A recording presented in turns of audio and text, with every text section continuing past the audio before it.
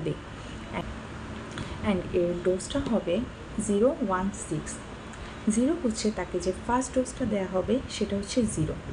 1 হচ্ছে তার second dose, যেটা হচ্ছে ফার্স্ট ডোজ থেকে 1 মাস পরে তাকে সেকেন্ড ডোজটা দেওয়া হবে।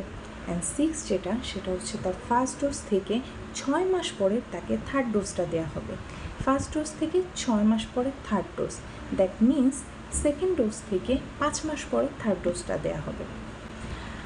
আরেকটা ডোজ আছে যেটা হচ্ছে বুস্টার ডোজ বলি, সেটা নিয়েও আমি বলবো। এখন আসি, যদি কোনো কারণে পেশেন্টের ফার্স্ট ডোজ দেওয়ার পরে সেকেন্ড ডোজটা মিস যায় বা সে ভুলে যায় কোনো কারণে, তখন সে কী করবে?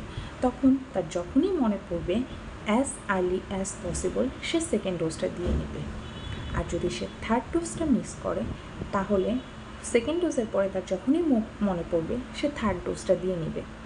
ফার্স্ট ডোজ থেকে সেকেন্ড ডোজের গ্যাপ